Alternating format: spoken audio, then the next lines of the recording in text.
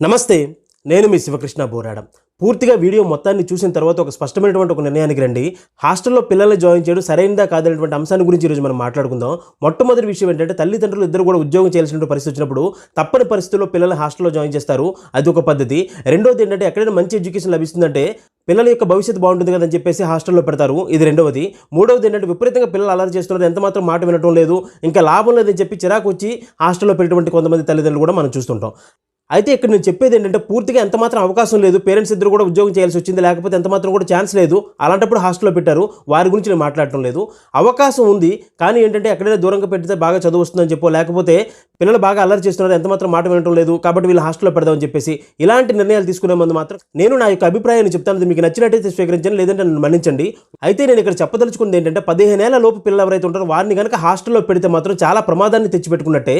15 ఏళ్ళు దాటిన తర్వాత పెట్టాలా వద్దు అనేది స్పష్టంగా తెలియజేస్తాను.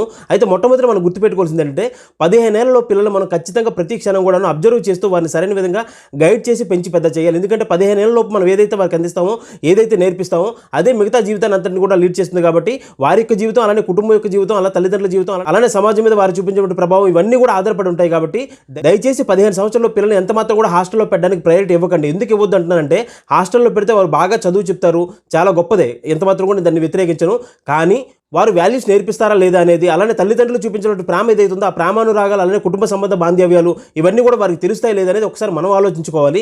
ఎందుకంటే 15 ఏళ్ళలో పిల్లలకి మనం ఖచ్చితంగా తల్లిదండ్రుల యొక్క ప్రేమ విలువేంటి, తల్లిదండ్రుల యొక్క బంధం విలువేంటి, అలానే కుటుంబ సంబంధ బాంధవ్యాలు ఏంటి, ఇవన్నీ కూడా చాలా స్పష్టంగా తెలియజేయాలి. అలానే క్రమశిక్షణతో కూడినటువంటి జీవన విధానం, అలానే బాధ్యతలు, వీటన్నింటిని కూడా స్పష్టంగా తెలియజేస్తాం. అందుకే మన పెద్దలు ఏం చెప్తారంటే, 15 ఏళ్ళలో పిల్లల్ని ఒక యజమాని నౌకరిని ఏ విధంగా అయితే ట్రీట్ చేస్తారంటే, మంచి చేసినప్పుడు అభినందించడం, చెడు చేసినప్పుడు వారిని మందలించి సరైన క్రమంలో పెట్టడం, ఇలా మనం ఖచ్చితంగా ప్రతి అంశాన్ని కూడా తెలియజేస్తూ అలా ట్రీట్ చేయాలని చెప్పేసి పెద్దలు చెప్పారు. కాబట్టి మనం 15 ఏళ్ల లోపు పిల్లలు మనం తీసుకుని వెళ్ళి హాస్టల్లో పడిస్తే వారిని సరైన విధంగా మనం తీర్చిదిద్దకపోతే మాత్రం లేనిపోయిన ప్రమాదాలు తెచ్చిపెట్టుకుంటాం.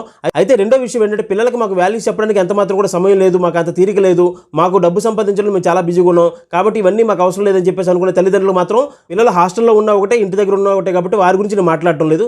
ఎవరైతే పిల్లల పట్ల బాధ్యత ఉంటారో, ఎవరైతే సమాజం పట్ల బాధ్యత ఉంటారో, ఎవరైతే పిల్లలకు మంచి భవిష్యత్తు ఇవ్వాలని కోరుకుంటారో అలాంటి వారి గురించి నేను మాట్లాడుతున్నాను.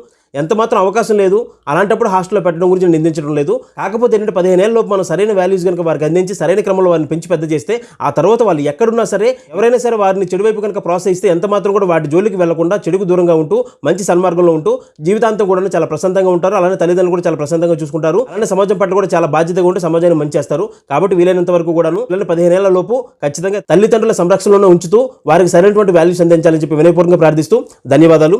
జై హింద్.